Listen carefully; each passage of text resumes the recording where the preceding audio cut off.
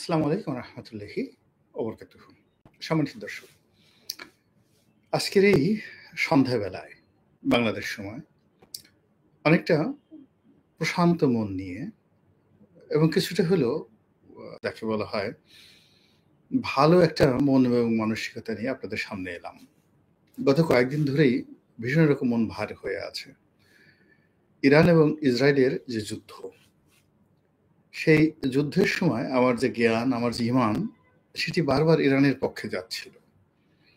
কিন্তু আমার যে বুদ্ধি এবং আধুনিক দুনিয়ার যে প্রযুক্তি, এই সব মিলিয়ে মনে হচ্ছিল যে ইরান সম্ভবত পারবে না এবং এই জাতিটি শেষ পর্যন্ত ধুলোয় মিশিয়ে যাবে এবং ৯ কোটি মুসলমান ইরানের, তারা সহ মধ্যপ্রাচ্যের সকল মুসলমান সম্প্রদায়ের যারা জনগণ রয়েছেন তারা এবং আমরা সারা দুনিয়াতে ২০০ কোটি মুসলমান আর একটা নিদারুণ অপমান, তারপরে কষ্ট এবং যাকে বলা হয় অর্থনৈতিক, সামাজিক, রাজনৈতিক বিপর্যয়ের মুখোমুখি হব।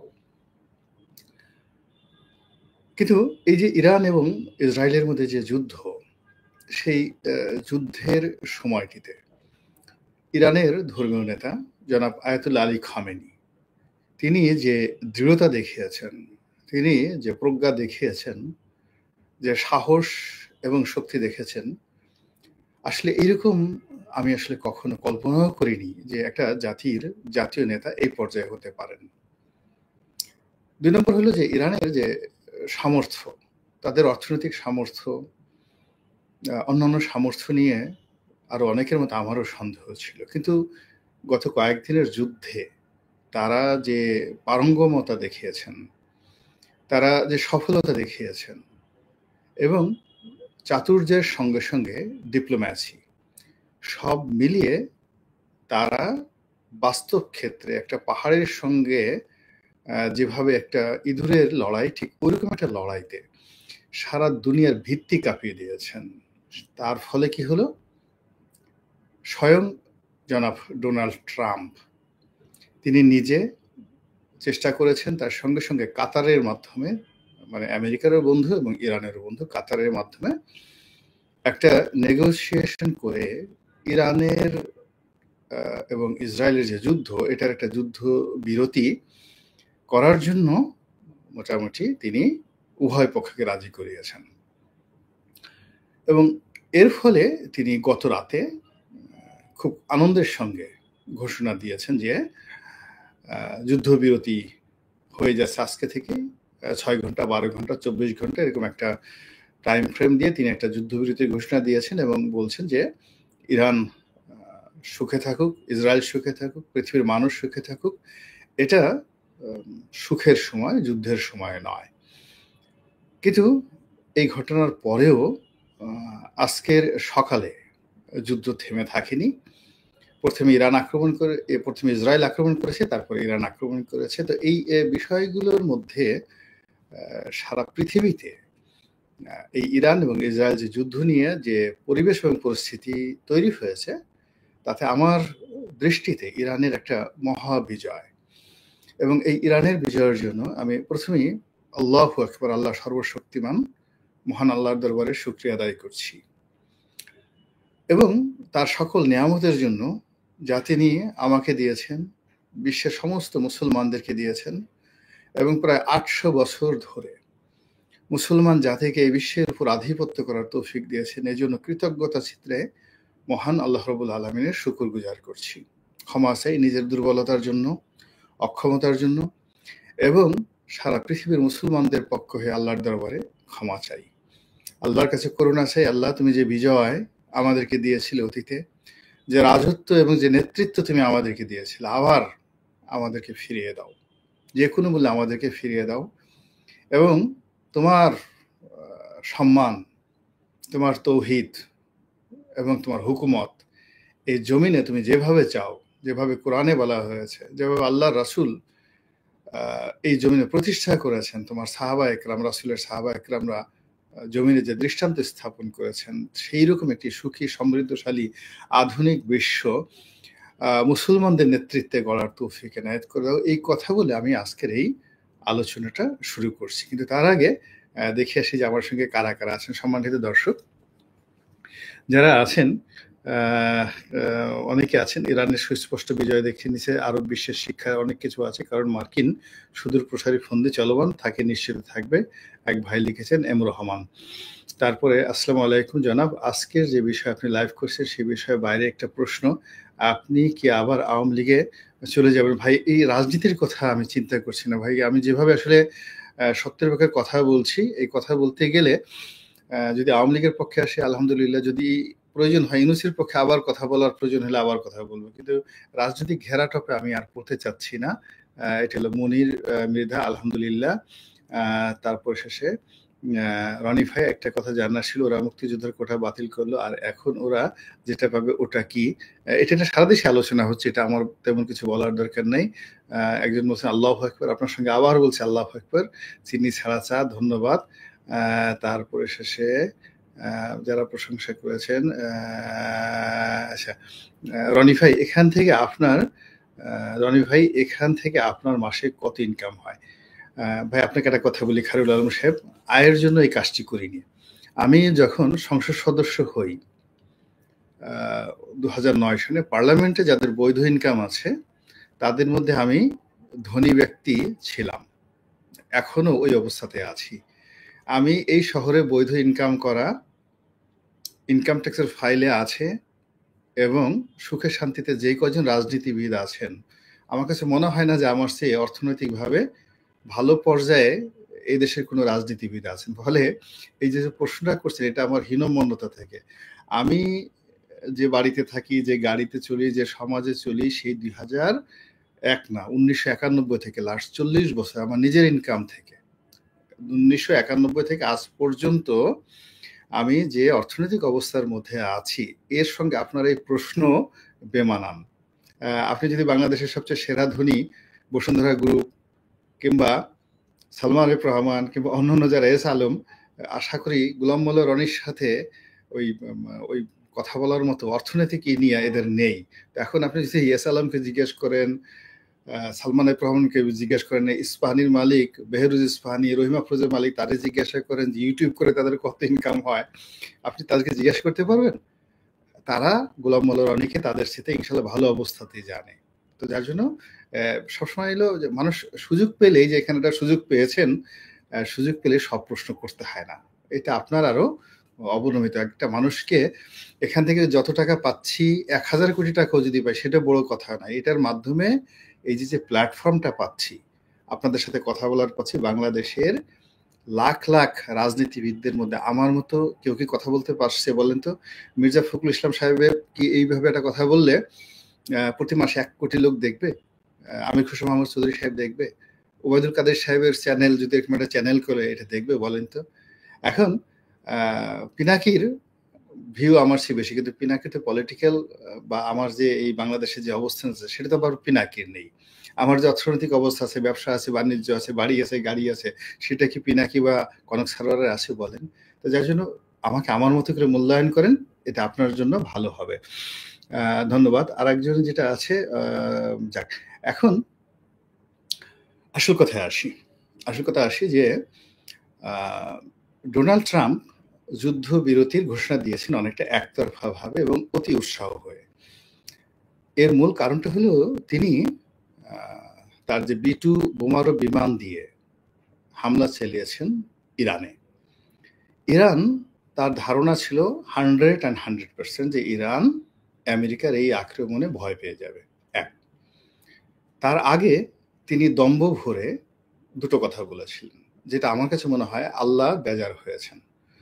1 নম্বর হলো যে তিনি বলেছেন যে আমি ইরানের নেতা আয়াতুল্লাহ আলী খামেনি কোথায় আছেন সেটা জানি, কিন্তু এখনই আমরা তাকে মারব না।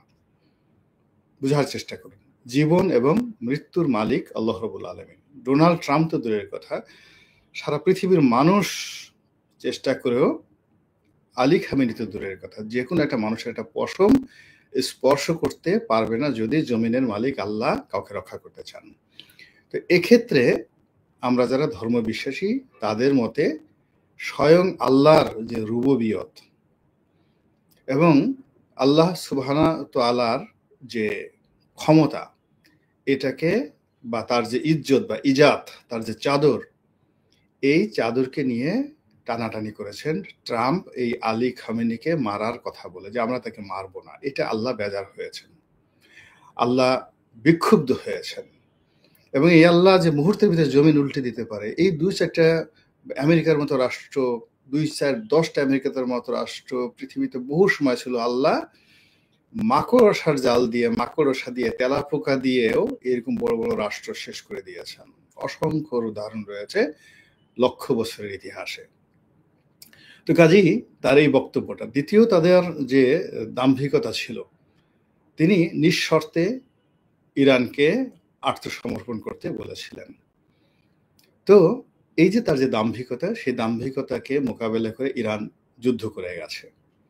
যুদ্ধের একটা পর্যায়ে গিয়ে যখন ইসরায়েলের দেয়াল ঠেকে গেল পিঠে, পৃথিবীর তাবৎ মিলিটারি যারা এক্সপার্ট ছিলেন তারা, পৃথিবীর তাবৎ যে সকল ধরেন সংবাদ মাধ্যম, জার্নাল, পত্রপত্রিকা, তারা প্রেডিক্ট করে বলছিল যে এখন যুদ্ধের যে অবস্থা, 10 থেকে 12 দিন বড় জোর ইসরায়েল যুদ্ধ চালিয়ে যেতে পারে। আর এখন আজকের দিনে যদি বলা হয়, তাহলে 3 থেকে 4 দিন বা 5 দিন ইরানের সাথে এই ধারায় যুদ্ধ চালানোর মতো সক্ষমতা ইসরায়েলের আছে।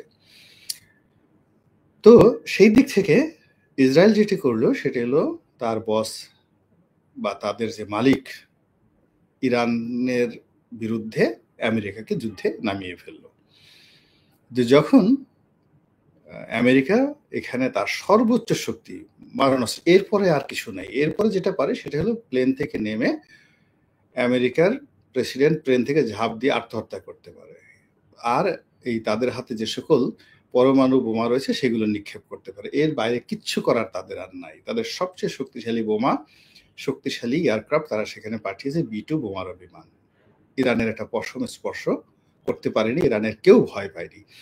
বরং ইরানের ভিতর যে জাতীয়তাবোধ জাগ্রত হয়েছে, সেখানে শিয়া, সুন্নি, কুর্দি থেকে শুরু করে সমস্ত ধর্মমত, জাতি, গোষ্ঠী সব এক হয়ে গেছে। এমনকি ইরানে বসবাসরত ইহুদি যারা আছে তারাও ইরানের পক্ষে চলে গেছে। তো এই যে একটা অবস্থা, সেই অবস্থায় ট্রাম্প কল্পনা করতে পারেনি। এবং যখন সেই B-2 বোমারু বিমানের আক্রমণের সঙ্গে সঙ্গে কাউন্টার ইরানের 4টি বেস ঘাঁটি, তার মধ্যে মধ্যপ্রাচ্যের সবচেয়ে বড় ঘাঁটিটি কাতার, এবং কাতারের সঙ্গে ইরানের কৌশলগত বন্ধুত্ব আছে। তো সেক্ষেত্রে কাতারকে জানিয়ে এবং আমেরিকাকে জানিয়ে তারা কাতার আক্রমণ করেছে, অন্যান্য বেজে আক্রমণ করেছে, যেটা আমেরিকা কল্পনাও করতে পারেনি। ফলে এই যে আমেরিকার ঘাঁটিতে আক্রমণ করার 6 ঘন্টার মধ্যে আমেরিকা বলতে গেলে আত্মসমর্পণ করেছে, এবং তারা সিজফায়ার অর্থাৎ যুদ্ধ বিরতির জন্য কাতারকে নিয়োগ করেছে, এবং সেখানে ইরান গ্রিন সিগন্যাল দিয়েছে যে ঠিক আছে, আর ইসরায়েল তো দিয়েছে। কিন্তু সমস্যা হলো দুটো। সমস্যা হলো, আপনারা জানেন যে ইহুদি যে জাতিটি, এদেরা বেঈমানের জন্য, মুনাফিকের জন্য সেই হাজার বছরের ইতিহাসে কুখ্যাতি অর্জন করেছে, তাদের কোনো কথার দাম নেই। অন্যদিকে মিস্টার ডোনাল্ড ট্রাম্প, তার যে আনপ্রেডিক্ট যে মনোভাব এবং তার যে চরিত্র, তারও কথার কোনো মূল্য নেই। সে সকালে একটা বলে, বিকেল একটা বলে। সকালে বলে তো যদি ডিসেম্বর মাসে নির্বাচন হবে, তো বিকেলবেলা বলে যে এপ্রিল হবে, আর রাতে গিয়ে বলবে যে না, জুনে হবে। তো এইরকম একটা ফাজিল প্রকৃতির মানুষ।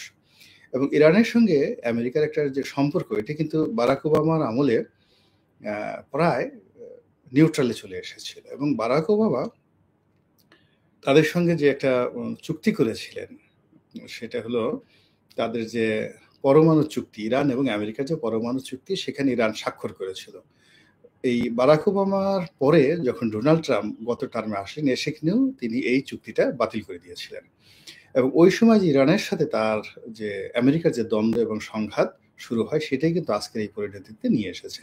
ফলে আজকের যে ক্রাইসিস, সেই ক্রাইসিসটা মূলত ইরানের সাথে আমেরিকার যে ক্রাইসিসটা, এটি শুরু করেছিল ডোনাল্ড ট্রাম্প তার আগের জমানাতে। তো কাজেই ডোনাল্ড ট্রাম্পকে মানে ইরান কখনো বিশ্বাস করে না এবং করবে না। এই গেল এক। ২ নম্বর হলো যে ডোনাল্ড ট্রাম্প খুব বেশি বিপদে না পড়লে এই কাজ করত না। ইরান সেটা বুঝতে পারে। বুঝতে পারার কারণে সে বলছে যে আচ্ছা ঠিক আছে, এরকম যদি একটা কথাবার্তা হয় তাহলে তো একটা চুক্তি হওয়া দরকার, এবং সেই চুক্তির শর্তগুলো কি? এবং শর্তের মধ্যে ইরান ইতিমধ্যেই যেটাই তারা বলে ফেলেছে যে তারা এখন থেকে আর এই যে পরমাণু চুক্তিতে কোনো দেশের সঙ্গে যাবে না, এমনকি আন্তর্জাতিক যে পরমাণু সংস্থা রয়েছে সেখান থেকে তারা নিজেদেরকে প্রত্যাহার করে নেবে। তারা নিজেদের মতো ভাবে একতরফাভাবে যেভাবে ইসরায়েল, যেভাবে উত্তর কোরিয়া তাদের পরমাণু কেন্দ্রের উন্নয়ন ঘটাচ্ছে তারা সেভাবে করবে, এবং আল্টিমেটলি ধরে নেওয়া হয় যে তারা পরমাণু বোমা বানানোর পর্যায়ে চলে গেছে, অথবা তারা বানিয়ে ইতিমধ্যে তারা সেই পরমাণু বোমার পরীক্ষা সম্পন্ন করে ফেলেছে। তো কাজেই এটা একটা গুরুত্বপূর্ণ বিষয়। আগামীতে যদি চুক্তি হয় তাহলে এই বিষয়গুলো এখানে অন্তর্ভুক্তি করা যাবে না। পরমাণুর বিষয়টা বাদ দিয়ে তাদের সঙ্গে শান্তি চুক্তি করতে হবে। ২ নম্বর হলো গাজা। গাজাতে যা কিছু ঘটছে, এবং এই সমস্যাটা তো মূলত গাজাকে নিয়ে। তো সেই গাজার ব্যাপারেও ইসরায়েলকে যুদ্ধবিরতি দিতে হবে, এবং গাজার পুনর্গঠনে তাকে মানে ইসরায়েলকে সহযোগিতা করতে হবে, টাকা দিতে হবে, ক্ষতিপূরণ দিতে হবে, এবং এই যুদ্ধে ইরানের যে ক্ষয়ক্ষতি হয়েছে সেই ক্ষয়ক্ষতি আমেরিকা এবং যাকে বলা হয় ইসরায়েলকে দিতেই হবে। এছাড়া সেখান থেকে তারা ফিরবে না। এবং এই যে একটা চুক্তি, এই চুক্তির ছাড়া ইরান নিজেদেরকে এই যুদ্ধবিরতি থেকে যাকে বলে দূরে রাখবে। কারণটা কি? কারণটা হলো যে ইতিমধ্যে ইরান যুদ্ধের যে বেনিফিট এটা তারা পেয়ে গেছে। প্রথমত আপনারা জানেন যে রাশিয়ার সঙ্গে তাদের একটা সম্পর্ক হয়ে গেছে, এবং রাশিয়া ইতিমধ্যে যত রকম লজিস্টিক সাপোর্ট দরকার দিয়ে যাচ্ছে।